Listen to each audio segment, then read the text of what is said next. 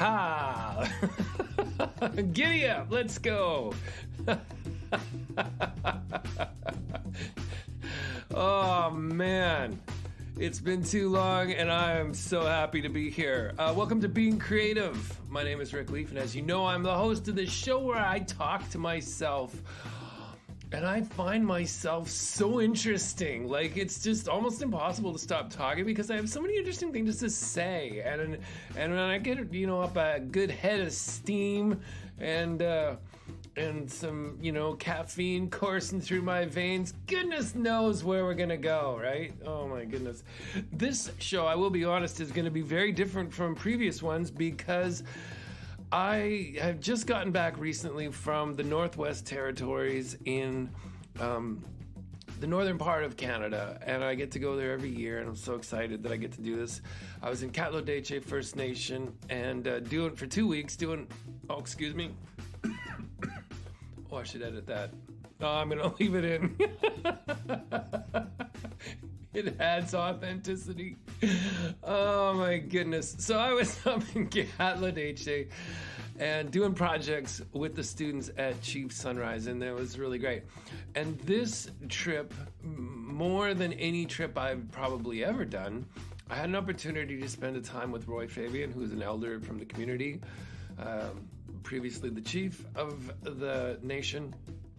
And he was doing a lot of stuff around drumming and teaching the drum to the young students and sharing. We just had a lot of opportunities to share, and I had a lot of opportunities to just press record on my cameras and my audio recorders when I was hanging out with Roy. And today, I just want to play some excerpts of just conversations. It wasn't me interviewing him, it wasn't me asking him questions, it was just sitting there listening to him and what he might want to talk about. And I'm not here to interpret anything that he said. And periodically, I will interject just sort of what I was feeling and thinking as I was listening to Roy share these different thoughts and ideas. So a little bit different. Can't wait for you to hear what that's all about. So without further ado, grab yourself a coffee, get some caffeine in the veins, and giddy up. Let's go. I'm glad you're here. So the first conversation I want to drop us into is we were waiting for students to show up, which I thought they were going to any moment. And then Roy just started talking about the relationship to the land and personal power, and I pulled out the recorder and just let it rip. So let's drop in here. So the Inko is actually God's spirit.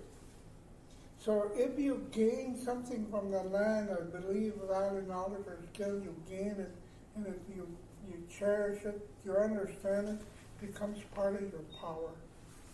So your personal power is God's power. You got God's power. And so you add to that power with all this power that's out there. And as you get older, you become more stronger human being. And after a while, this personal power, it's just like instantaneous, understanding. Like after a while, you just know how to interpret these things. So if you have a dream, and that's where the elders, you go to an elder and ask them for help. Some of the elders will say, okay, like as we go to an elder, and we call him ahead of time, we tell him what's wrong, and he goes out in the land. He spends the night and he sleeps on the land. And when we go see him, he explains to us what the issues are. So that's the way it worked. So the elders began, they understand something, but it's almost instantaneous now. Now they understand things faster. So their personal power is growing really fast. So, the elders used to say, as you been a saint, and saint actually means he wasn't normal. Because his personal power is so strong, he wasn't normal anymore. So they used to say, and now we say saint. So it means bad. What it means is it's not normal. Tsa, you know, tsa is like it's away from. It's not normal. We don't know how to interpret our own language. See, all we can interpret is what we understand in English because we're colonized. So we don't really hear what the others are saying. I remember I used to sit in all the, Dene meetings, and I used to be the only one sitting there listening because they spoke in Sali and understood it Sali. I didn't understand everything, but it's just like what the elders say, whatever you learn, you keep it in your heart and eventually you understand. So later on, I began to understand what the elders were saying. And so whereas the other leaders, we used to just leave the table and just like they were having their own meeting outside. Everybody's just laughing and they're joking around, and the elders were always stayed in the circle, and they shared. The circle was strong. Yeah, but that's what keeps them strong. So we gotta share with these kids. We should bring elders in, 2 or 3 times a week, and let the elders talk to them in Sali. That's the way they'll hear the language working. They'll hear the language the way it's properly spoken. I find it so interesting, the combination or the connection between being connected to the land and language and our personal power. And thinking about, for most of us of, settler ancestry, living in, having, if we live in cities, we have very little connection to the land, and certainly not to the land of our ancestors, where I remember, my drum keeper years ago, he was like, when I'm talking about where I'm from, for him, he was like, when I'm talking about where I'm from, I'm talking about who I'm from, that place where not just my parents and my siblings, but, my grandparents, my great-grandparents, my great-aunts and uncles, and this whole history and wealth of understanding and connection to the land, where for people, in that situation, he's like, I remember Rob would say, he's like, living back home, I know what plants provide healing. I know what, how to live off of the land. I know, where to find the things I need here. We were in Lekwungen territory here on the West Coast, and he's like, I'm not from here, so I don't know how to do that here. And I remember thinking, boy, I have no connection to the land. And in my situation, my grandparents came from northern Scandinavia. And I don't know whether my grandparents were colonized before they left or after they got here. All I know is that they didn't, pass on any of the language, the teachings, the songs, the stories, the ceremonies, anything from where we were from to my father. So my father couldn't pass on any of that to me because he never learned it either. And by the time I realized how important that was to me in my journey and maybe my connection to personal power and my connection to understanding language and the power of what I'm trying to say in this world or understand in this world, they were gone. So I couldn't ask them any questions. And it's been my journey here for the last 10 or 14 or whatever, it's been years of trying to make that connection that Roy is discussing here in the connection to the land and the connection to language, just so that I would be able to understand the world and understand my own power in the world. That's what I just found fascinating listening to that. Let's jump into another bit of his conversation here. This is where he's going to tell us a story about the spider story that he remembers elders telling him. Like the others tell stories, and for me, I'm just going on a journey. I'm out there, whatever the journey is. Boy, the stories were incredible. Like one of the stories I always remembered is the spider story. The spider is about a young man. His name was not Ka. His name was Northern Light. Northern And he, he went out. He went out. He was trying to find his personal power. So he was out wandering around one night. He made a fire and he slept by the fire. And he slept by the fire and while he was just falling asleep, all of a sudden he heard somebody say, "Naka." So he sat up and he looked around and nobody was there. So he laid back down and went trying to go back to sleep. Just when he was falling asleep, again he heard that "Naka." And again he sat up and he looked around and said, "What's going on?"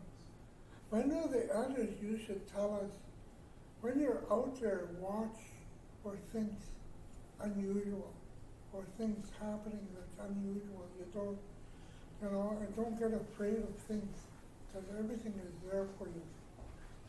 So, so he sat up again and he looked around and he laid down and was thinking, I wonder what's going on here. So he was laying there again and just when he's falling asleep again, not caught. So he didn't sit up, he just opened his eyes and he looked around. There was a little spider sitting close to him. And so he thought, he was thinking. And that spider started communicating with him in his mind. So, and so he told him, you're struggling, you want to find your power. And, in Dene, I see it to the Dene, I don't know how you explain that, but a mystery, a sea is kind of like a mystery. A mystery is taken pity, or I don't know. Yeah, pity. Pity for you. Tagoa means for us or pitiful. Tutanit in it actually means humble. It doesn't mean pity. So what he was actually saying is, the mystery is humbled for you. The mystery is humbled for you. So they send me to come and teach you. So they were talking and the spider told him, close your eyes. And when I tell you to open your eyes. And he closed his eyes and then the spider told him, open your eyes, and he opened his eyes, and a big spider, either he got really small or the spider got big. I never understood that. But the spider was bigger than him. And so the spider told him, get on my back. Get on my back and I'm going to take you out. I'm going to show you around. So the young guy climbed on his back and he told him, no matter what, don't let go, don't get off of me. No matter what happens, don't get off of me. So all of a sudden the spider just started flying around, started flying, and first he just flew straight up, and then when he was flying up, this is an incredible story. He was flying up and all of a sudden he came into the sunlight. So they knew somehow that the earth and the sun were two different bodies. And the sun was over here and he came out of the shadows, out of the night, and he came into the sunlight. And then the spider started flying towards the sun. and they were flying towards the sun. And as they got closer to the sun, they saw the sun was really hot. And they saw lava, melted rock, melted matter, everything was boiling. The sun was just boiling. And so he showed them that. And he said, this is where the energy comes from. This is where the energy of the earth comes from here. And then the sun talked to him and told him what his purpose was. What his purpose was. And the interesting thing is, in Dene language, we call metal sadson. And what that actually means is a sun excrement, or son is waste. It's a sun's waste.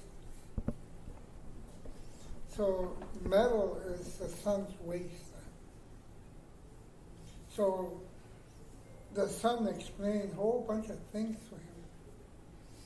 Everything you need to know on how he creates energy and everything like that, and heat and everything. And then so the spider, she doesn't know how long they spent there, a long time, because it took a long time for the sun to explain everything to him about himself, how he's created and everything. Everything was told him. And then the spider left. Then they went into the universe. They went into the universe and they visited different planets and different constellations. And these constellations also talked to him and told him what they are, what's their purpose, everything. So they stayed up there for a long, long time. They went from one place to the other. Everything was explaining themselves to him. And then, finally they finished. And it took a long time. So they came back. So he came back. Then, so the spider flew back, and then after a while they came back to the earth. So the spider, he was going towards the earth, and he just flew into the water.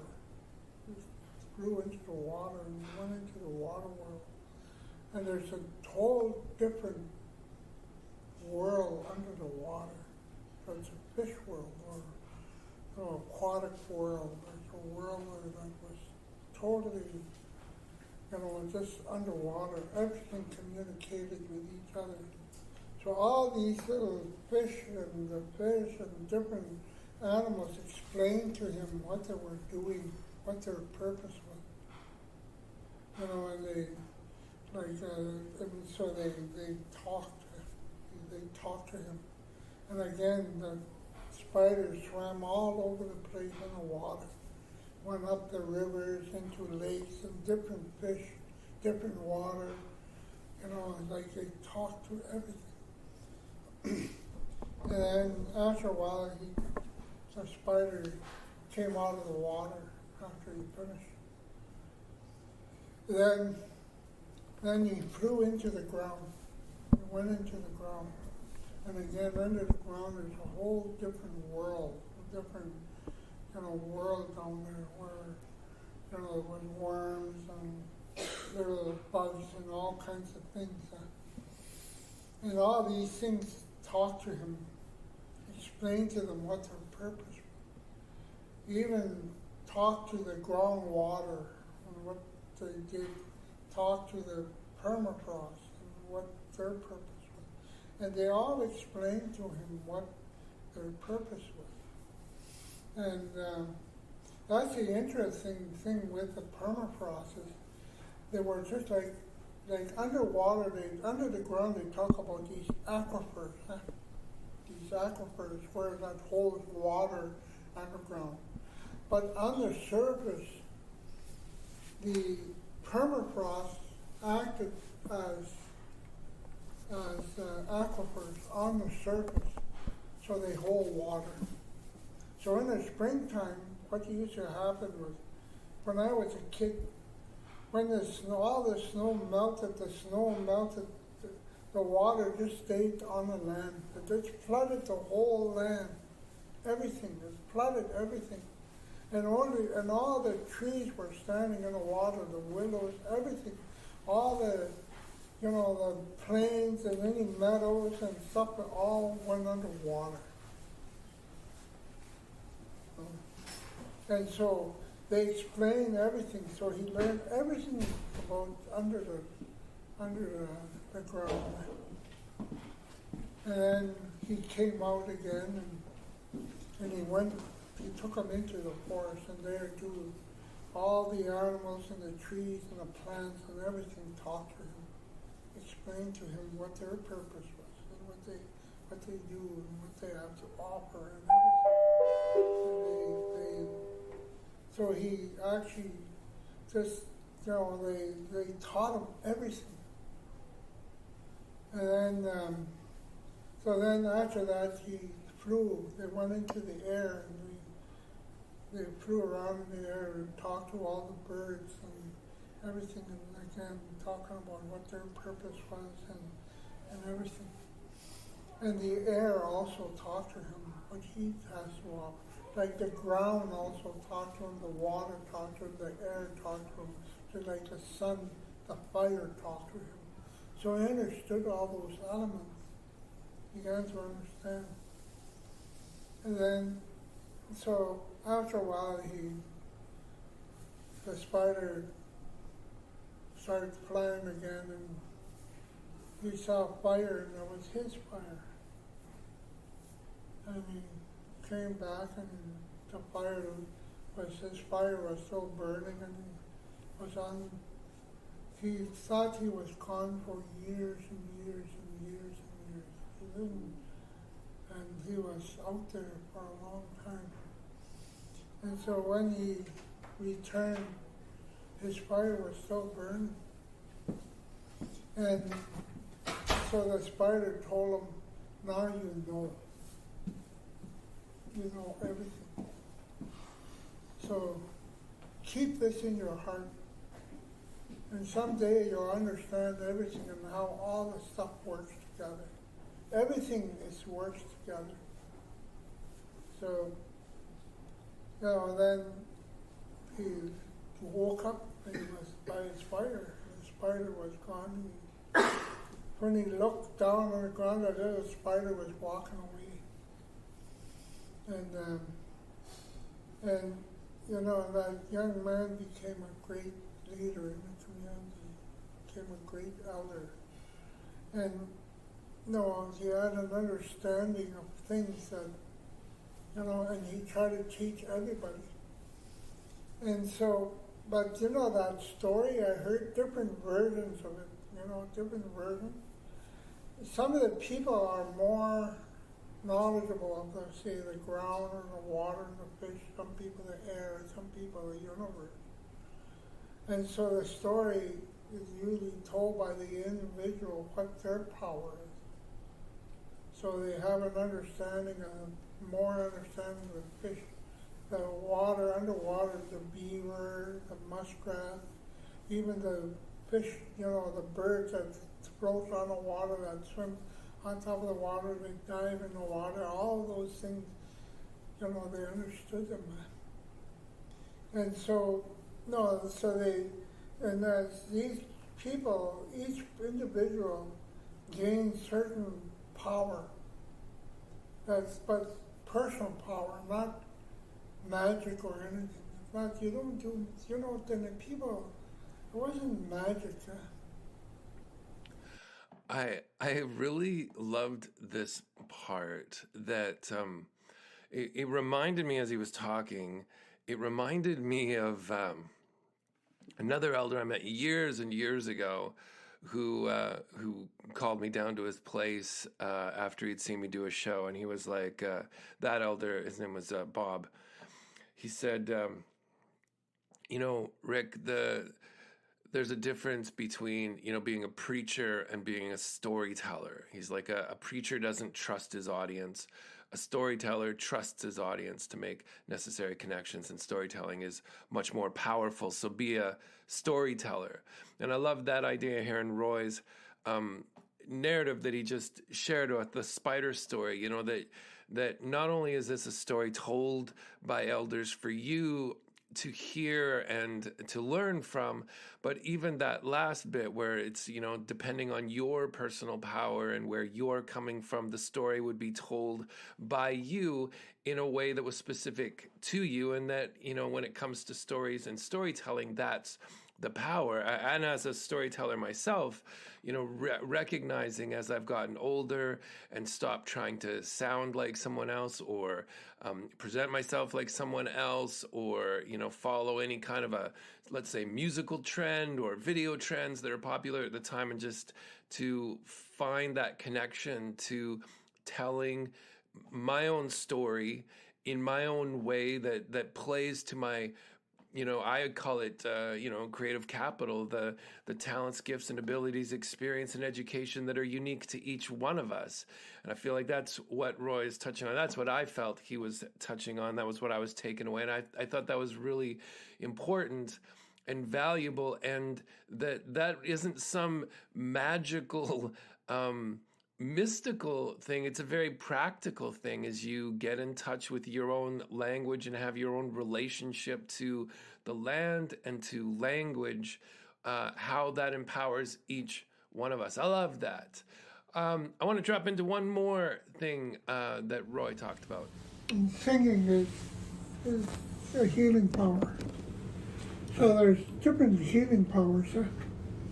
So that's what the Creed taught me, And so when you think about the drum, you think about it, and whenever there's like a drum dance, it's like a celebration, but it's also used for healing.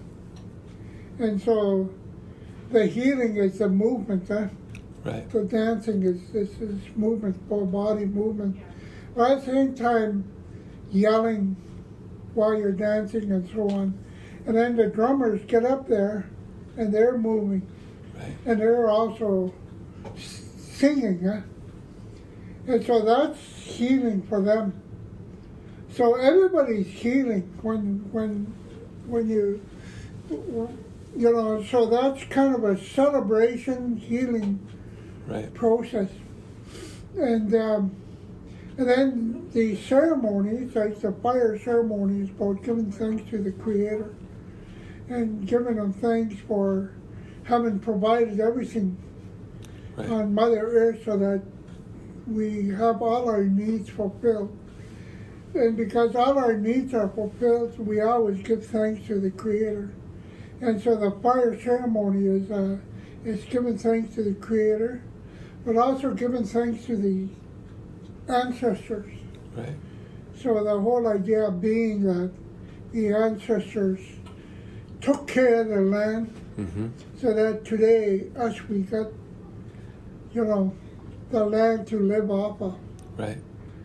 And so in the same manner, we also have to take care of the land, so the future generations will have the land. So you give thanks to the Creator and the ancestors, and then, you pray for the future of the children, of the younger people, the future generations to come. So that's what fire ceremony is about. And then there's other ceremonies where they don't necessarily use the drum. But there's water ceremonies, land ceremonies, there's, harvesting ceremonies. Before the harvest, you do a ceremony, and when you harvest an animal, you give thanks for the animal. And the belief being that when you kill an animal, you release a spirit. So by giving thanks, you're inviting the spirit back.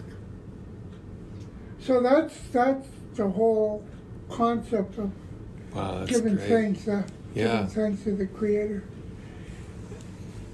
So that's basically, and then there's the, hand games also Right. is a healing process where only men played hand games. Women traditionally didn't play hand games because women did not suffer as much as men and were more spiritually connected to Mother Earth so for them, they're spiritually always and physically, emotionally healthy. But men suffered a lot when they harvest, they go to war or whatever, and the whole idea of releasing is difficult. Right. And because what Dene people believe that we call ourselves Dene because we have the word Dene means two words put together, De, which refers to the flow of the river or the river De, and Ne is the earth. And we call ourselves Dene because we flow from Mother Earth. But we're not the only Dene in this, There's other Dene. Everything in Mother Earth is Dene. Because everything comes from Mother Earth. Right. The water, the air, the fire, and the ground. Like those all are, the elements come from Mother Earth, plus all the plants and the animals. So everything comes from Mother Earth. And so, the whole idea of being Dene is we're related to everything. Right. So in that relationship, when men harvest, they suffer because they have to kill. And so they release spirits. They do ceremonies, but it's a mental thing. Right. So the mental issues become difficult. Then if you suffer, one part of your holistic being suffers, the other parts suffer. So, and so the thing the people did was every summer they would gather where there's lots of fish. And, like the men, like the whole community ate only fish during the summer. And today everybody knows fish is a good, healthy diet. Mm-hmm. And then the men played hand games. That's great. Part of the healing. Drum dancing, storytelling, laughter, everything. Right. But someday I'll talk more about it. I don't know exactly what interrupted us right there. I believe maybe the students showed up, so we were just kind of like somebody was waving us to okay, we gotta go. What I found fascinating about this story was, I've always said, that because I spent so many years of my life touring, and I would go on the road, every other, couple weeks, or would go for a week or two and be performing every night, singing at the top of my lungs for a couple hours, that I always felt like it was just, part of a pattern, a habit, that's what I'd done for years. So that even now when I'm not touring and I'm just at home, still it gets to the end of a day, if I'm cooking or cleaning up and the people that live in this community house with me, fortunately or unfortunately, are subjected to this part of my own health and healing, there's just times where I have to sing. And I don't mean sing lowly and gently and sweetly. I have to sing at the top of my lungs. I have to sing like "Don't Stop Believing" by Journey, or "New Year's Day" by U2, or "Under Pressure" by Queen. Yeah, or something. I have to sing something that's at the top of my lungs to feel okay, to feel healthy. And as Roy started telling that story about, in screaming, in singing, in dancing, in drumming, it's all part of health and healing, and there's healing in that. Just the patterns of understanding, where our connection comes from to Mother Earth, to creation, and the fact that we are all part of that. I just found this reoccurring concept and ideas of connection in everything that Roy was saying and the stories that he was telling. It was, in my own experience, I could just feel it. Feel that sense of, I've learned here later in my life what it is that brings me connection, and I hope you have too. Because I think, one of the things when we talk about social media, let's say, and look around, and when I go and I spend a lot of time in schools, and I really feel for students these days, young students, even in elementary school, certainly in middle school and high school, that constant connection to the artificial world of socials that's all about a disconnect really from each other. Instead of having conversations, we're texting, instead of actually sharing all of the moments of our life as we connect to, the land and the fire and the water and the air and everything that Roy is talking about in his stories.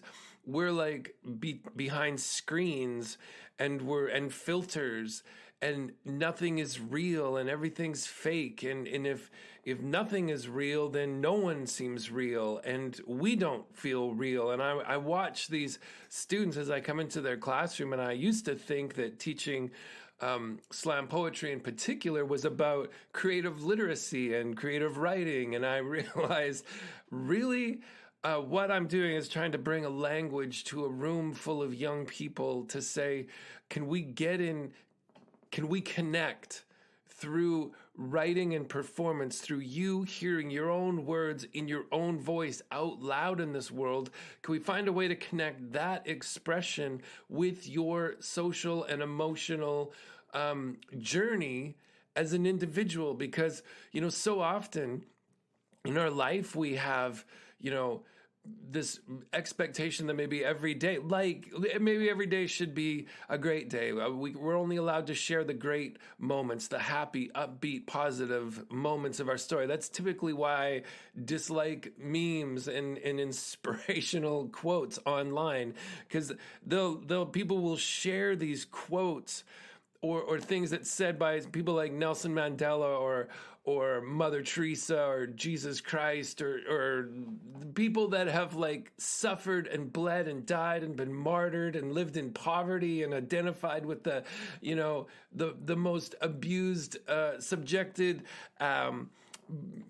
segments of society, and from that turmoil and struggle and everything else, these people have managed to find a morsel of wisdom, and then we throw it onto some photo with a blurry, fuzzy filter on it, and put it in a nice script font, and we're going to ingest that through our screen on our smartphone. And I'm just like, this isn't where these words lived. These words don't mean anything when they're put in this context. These words were meant to come out of the darkest, deepest parts of the human experience. That's where they mean something. That's where they matter.